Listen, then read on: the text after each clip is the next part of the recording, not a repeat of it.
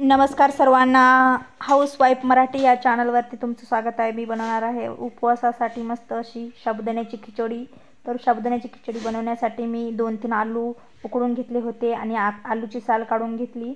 नंतर मी कढईमध्ये एक पळी तेल टाकलं, तेल चांगलं तापवून घेतलं। तेलामध्ये मी हिरवी मिरचीचा ठेचा टाकून घेतला, एक बारीक चिरलेला टोमॅटो टाकून घेतला आणि शेंगदाण्याचं कूट टाकून घेतलं। आता याला 2 मिनिटं मिक्स करून घेते।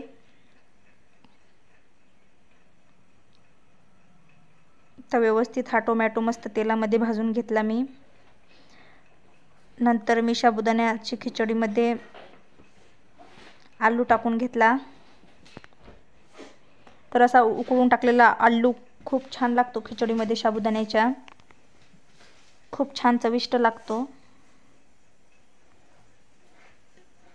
तर थोडंसं तेल कमी झालं होतं म्हणून मी आणखीन वरतून थोडंसं तेल टाकून घेतलं आणि आता व्यवस्थित हे सर्व मिश्रण व्यवस्थित मिक्स करून घेते।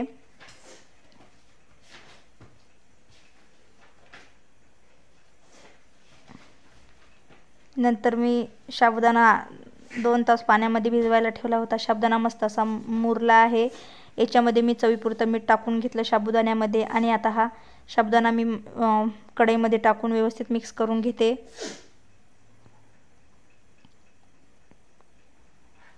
चॅनलला जर सबस्क्राईब केलं नसेल तर लगेच सबस्क्राईब करून घ्या। जेव्हा मी चॅनलवरती रेसिपी व्हिडिओ अपलोड करेल तेव्हा तुम्हाला बघायला मिळतील।